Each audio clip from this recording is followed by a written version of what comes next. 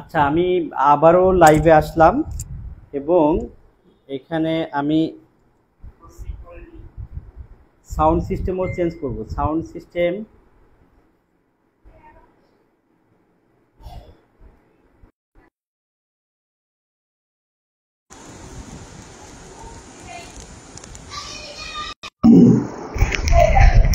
আসসালামু আলাইকুম।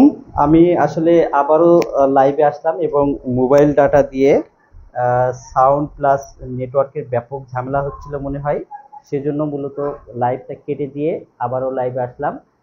এখন আপনারা একটু বলবেন যে আপনারা আমাকে ক্লিয়ারলি, এখন নতুন করে লাইভে আসছি, এখন আপনারা আমাকে ক্লিয়ারলি দেখতে এবং শুনতে পাচ্ছেন কিনা।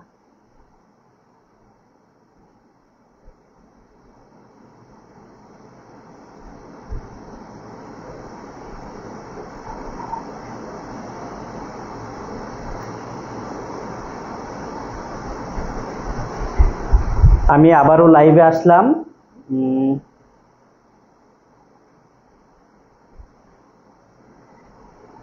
এবার আপনারা আমাকে ক্লিয়ারলি দেখতে এবং শুনতে পাচ্ছেন কিনা। আমি আবারও এবার আপনাদের যে বিষয়টাগুলো নিয়ে জিজ্ঞাসা থাকবে আমি আলোচনা করব।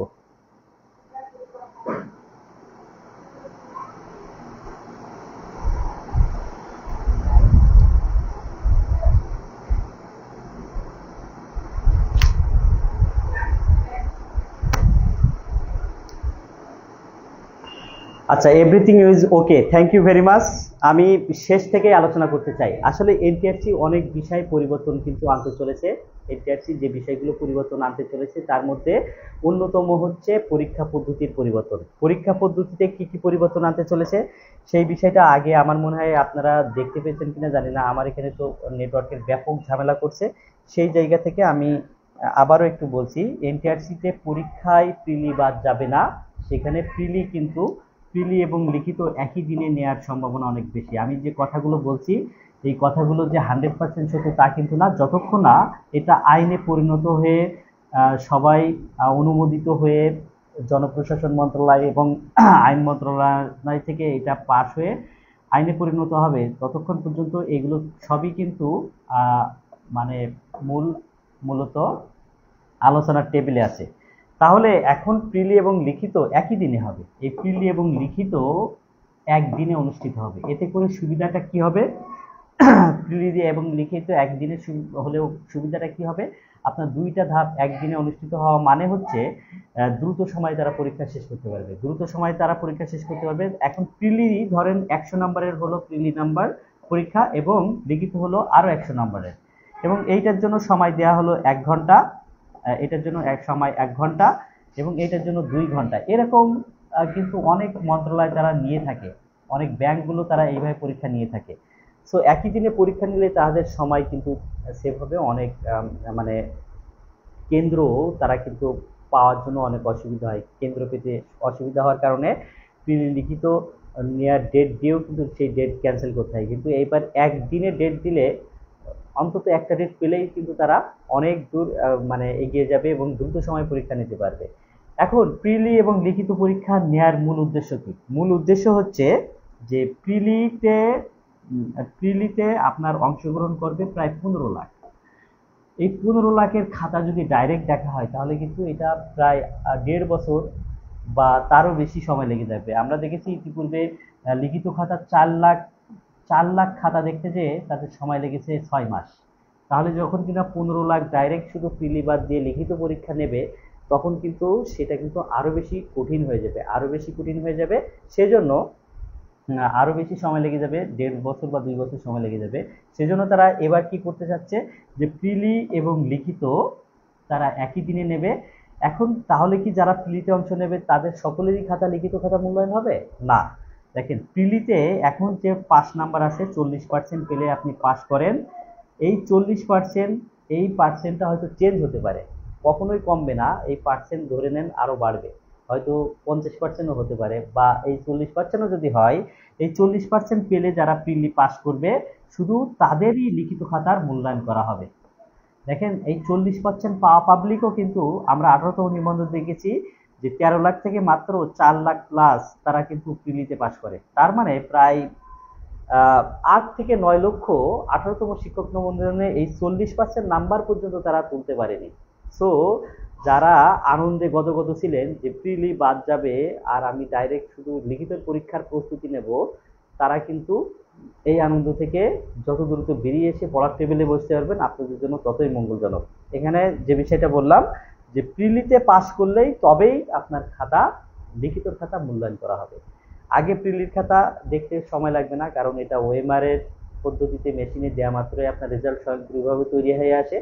সো প্রিলিতে পাস করলে শুধুমাত্র তাদের খাতাগুলোই লিখিত খাতা মূল্যায়ন করা হবে, আর যারা প্রিলিতে পাস করবে না সেই খাতাগুলো বেছে বেছে বের করে তারা ডাস্টবিনে ফেলে দেবে। সো আপনাকে আগে প্রিলি কোয়ালিফাই করতে হবে, দেন লিখিত পরীক্ষায় পাস, লিখিত পরীক্ষায় খাতা মূল্যায়ন করা হবে। একজন প্রশ্ন করেছেন প্রিলির পরীক্ষার নাম্বার কি লিখিততে যোগ হবে?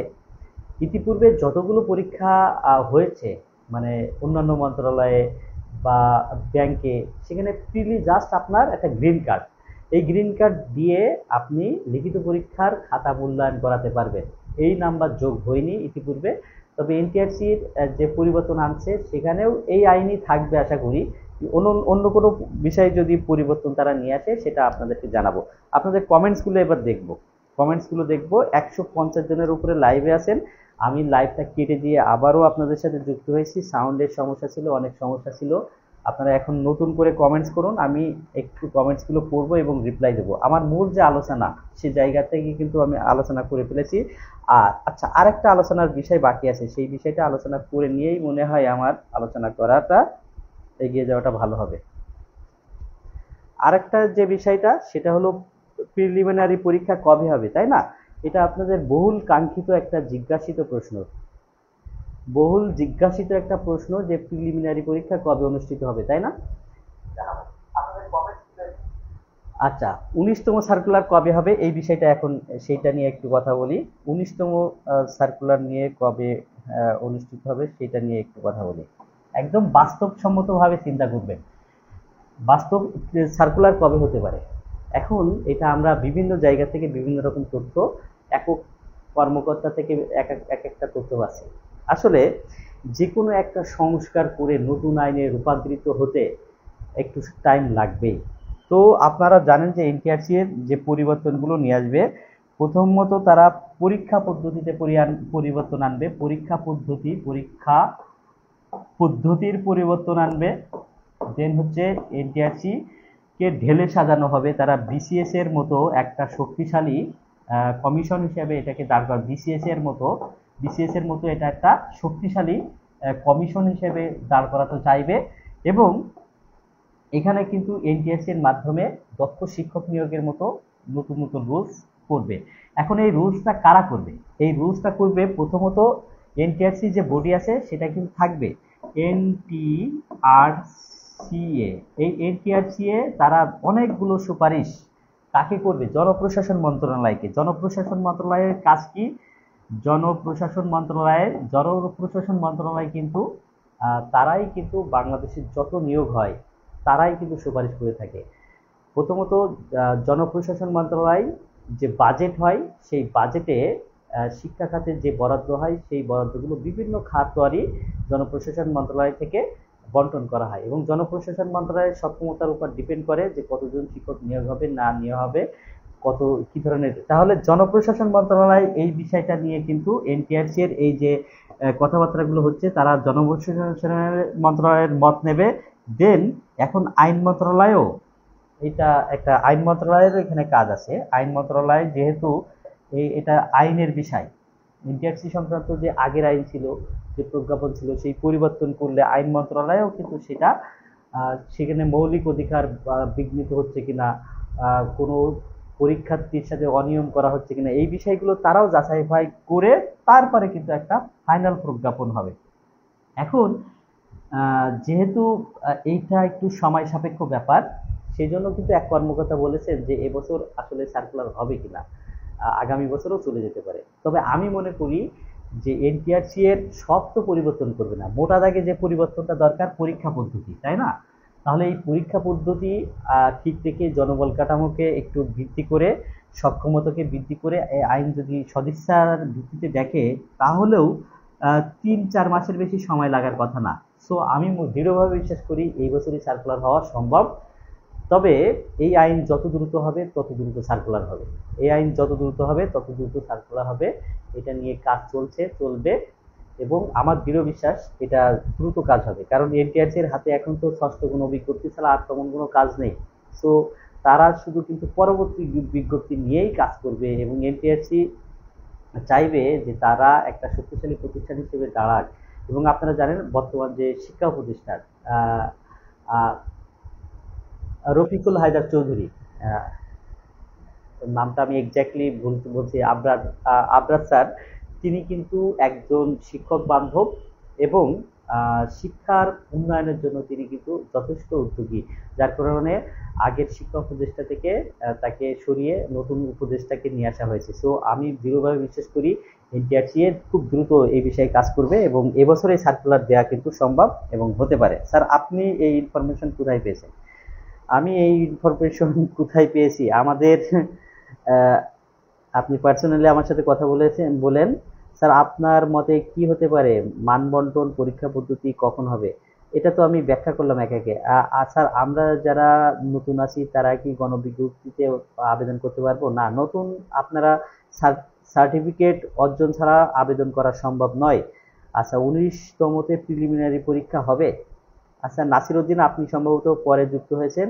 প্রিলি এবং লিখিত একই দিনে হওয়ার সম্ভাবনা আছে, তবে আমি যে সমস্ত কথাগুলো বলছি সবই কিন্তু এনটিআরসি এর আলোচনার টেবিলে আছে, সবই কিন্তু এনটিআরসি এর আলোচনার টেবিলে আছে। এগুলো বাস্তবে আইনে রূপ নেওয়ার পরে প্রজ্ঞাপন হিসেবে জারি হলে তবেই না আমরা বলতে পারবো যে হ্যাঁ এখন থেকে আইন কার্যকর। কিন্তু এখন আমরা যে কথাগুলো বলছি এগুলো সবই আলোচিত বিষয়, এনটিআরসির ভেতরের খবর।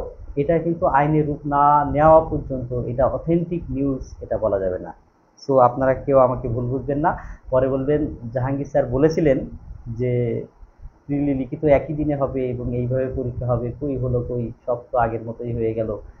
হ্যাঁ, আসলে বিষয়টা হলো আইন তো যতদিন না কার্যকরী হবে, অ্যাক্টিভ হবে, ততদিন পর্যন্ত যে আলোচনাগুলো চলবে আমরা সেইগুলোই আপনাদেরকে তুলে ধরবো। আর আইনের রূপ দেওয়ার দায়িত্ব তো আমি জাহাঙ্গীর বা সাদিক স্যার আমাদের না। আমরা আমরা যে তথ্যগুলো পাই সেগুলোই আপনাদের সাথে শেয়ার করি। সেই তথ্যগুলো শেয়ারের মধ্য দিয়ে আপনাদের মনের যে জিজ্ঞাসা হয়তো কিছুটা লাঘব করার চেষ্টা করি, এই হচ্ছে আমাদের কাজ। তা স্যার সালাম দিয়েছেন, স্যার আমি সিলেট থেকে দেখতেছি, সিলেট থেকে দেখতেছেন, ওয়েলকাম। আপনাদের যদি আর কোনো জিজ্ঞাসা থাকে, স্যার আসসালামু আলাইকুম, আমি সিলেট থেকে বলছি, 19তম প্রাইমারি শিক্ষক নিবন্ধন দিতে চাই, এখন সর্বনিম্ন যোগ্যতা কি? আচ্ছা, সর্বনিম্ন যোগ্যতা এখানে তো যোগ্যতার বিষয়ে যারা ফ্রেশার্স তাদের জন্য একটু বলা দরকার।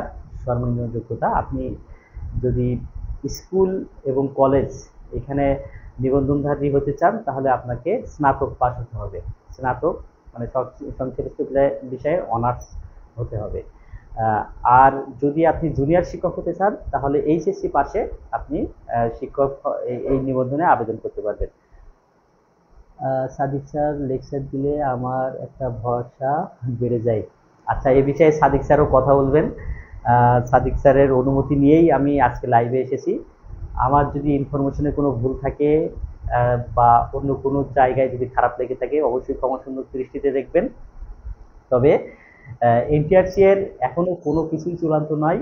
আপনাদের এত বেশি কমেন্টসে জিজ্ঞাসা যে 19তম নিবন্ধন কবে হবে, পরীক্ষায় কি পরিবর্তন আসছে, তো এই বিষয়গুলো যে আলোচনাগুলো চলছে এইগুলোই আপনাদের সাথে তুলে ধরেছি।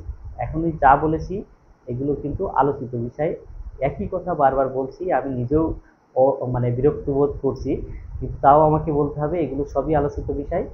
এই যা কিছু রটে তার কিছুটা হলেও তো বটে, তাই না? তাহলে এনটিআরসি কিন্তু এতদিনে সার্কুলার দেওয়ার কথা ছিল, তাই না? ভাইবার পরেই আমরা 19তম শিক্ষক নিবন্ধনের সার্কুলার পাবো, তো কই সেই সার্কুলার তো এখনো হয়নি। সো পরিবর্তন যে কিছু আসছে এটা কিন্তু নো ডাউট, পরিবর্তন কিছু আসছে এবং আসবে এটা। তবে এটার মানে এই না যে প্রিলি বাদ যাবে, প্রিলি বাদ যাওয়ার কোনো সুযোগ নেই, প্রিলি কিন্তু হবে।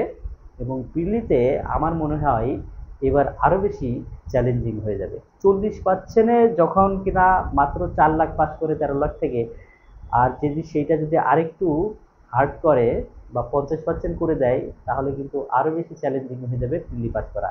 সো চাকরি বা নিবন্ধনের প্রথম শর্তই হচ্ছে প্রিলি পাস করা, এবং এই জায়গা থেকে সবচেয়ে বেশি স্টুডেন্ট ঝরে যায়। আমি 18তমের কথাই বলি।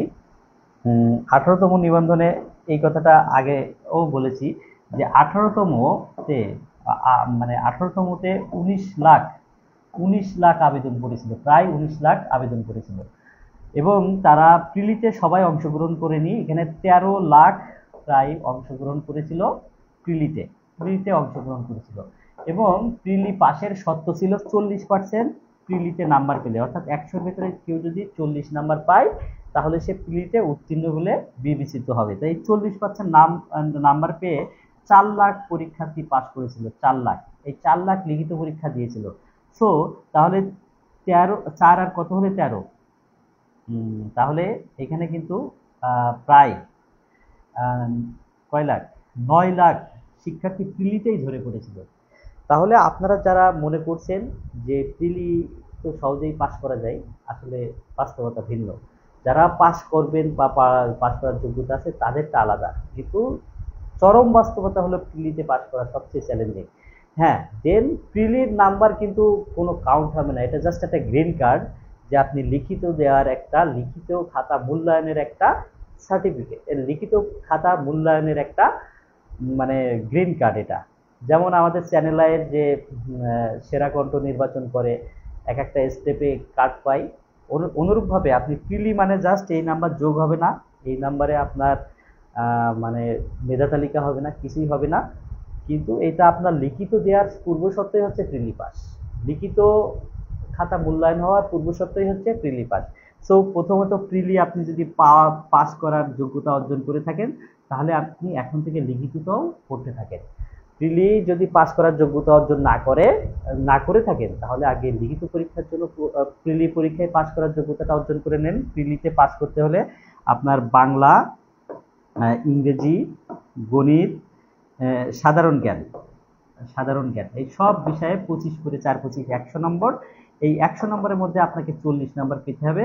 এখানে আবার নেগেটিভ মার্কিং আছে, অর্থাৎ যেটা ভুল করবেন সেটা তো ভুল করলে নাম্বার সেটা তো নাম্বার পাবেন না। আর প্রতিটি নেগেটিভ মার্কিং এর জন্য আবার নাম্বার মূল নাম্বার থেকে মানে হওয়া নাম্বার থেকে কেটে নেওয়া হবে। সো আমি একই সাথে দুইটা কথা বলবো, যাদের প্রিলি পরীক্ষায় পাস করার যোগ্যতা অর্জন হয়ে গেছে তারা একই সাথে প্রিলির পাশাপাশি একটু একটু করে লিখিত পরীক্ষা নোট করে পড়া শুরু করে দিন।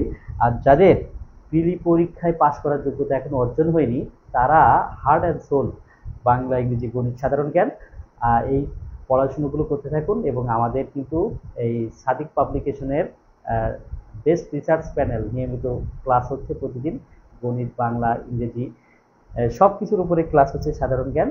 তো এই ক্লাসগুলো ফ্রি ক্লাসগুলো পাচ্ছেন, এটা করুন। একই সাথে সাদিক পাবলিকেশনের বইগুলো বা আদার্স কোনো বই নিয়ে আপনার লেখাপড়াকে এগিয়ে নিন।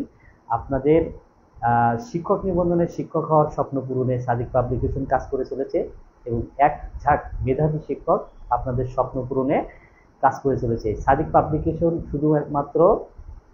শুধু একটা মানে ব্যবসায়ী প্রতিষ্ঠান হিসেবে আপনাকে আইডেন্টিফাই করবেন না। সাদিক পাবলিকেশন নিজেই স্বয়ংসম্পূর্ণ। তারা আপনাদের সমর্থনে মানে আপনাদের সাহায্য মানে আপনাদের সাপোর্টে শুরু থেকে কাজ করেছিল, এখনো কাজ করে যাবে, আগামীতেও কাজ করবে ইনশাল্লাহ।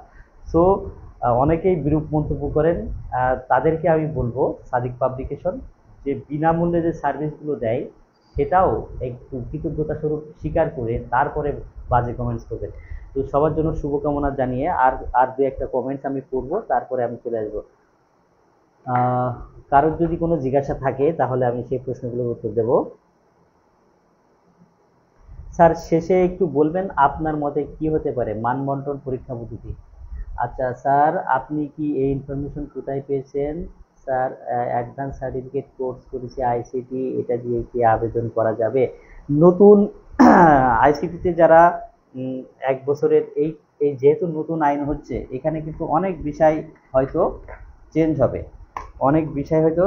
হবে, সেই জন্য আগে করা যেত, এখন করা যাবে কিনা নতুন আইনে এটা আমরা আরো পরীক্ষা নিরীক্ষা করে জানাবো। তারপরে স্যার পেয়ার্স অফ ওই সাউন্ড কম এগুলো তো আগের বিষয় আগের। আচ্ছা, 1 বছরের অ্যাডভান্স সার্টিফিকেট আইসিটি। আচ্ছা, এই বিষয়টা সাদিক স্যারকে জেনে একটু ক্লিয়ার করবেন। তারপরে স্যার মাদ্রাসা নিয়ে মাথা ব্যথা আছে, তারা মাদ্রাসা চয়েস দেওয়া থেকে বিরত থাকবেন। ইয়েস অপশন, স্কুল কলেজ এবং মাদ্রাসা যেন আলাদা। হ্যাঁ, ধন্যবাদ আপনার জন্য। তার বয়স কত হবে? বয়স তো বললামই, 35ই থাকবে। সার্কুলারের সময় যদি 35-এর মধ্যে বয়স থাকে, তাহলে আপনি গণবিজ্ঞপ্তিতে আবেদনের সময় আপনার বয়স বেশি থাকলেও সমস্যা নেই। এটা কিন্তু আগামীতে এই আইনটা হতে চলেছে, এখনো না হওয়া পর্যন্ত বলা যাবে না। স্যার, ডিগ্রি পাস করে কি স্কুল বা স্কুল কলেজে অ্যাপ্লাই করা যাবে কিনা? আচ্ছা, এখানে আরো কিছু আইন আছে। ডিগ্রিতে আপনি মেজর কোন সাবজেক্টে পড়েছিলেন, সেই সাবজেক্টে কোন নাম্বার বেশি ছিল, সেইগুলোর উপর বিবেচনা করে আপনি নিবন্ধন দিতে পারেন। স্যার, পরিবর্তন কি হবে আরেকটু বুঝাই বলেন। 2বার লাইভে এসে একই কথা বললাম। তো সবার জন্য শুভকামনা।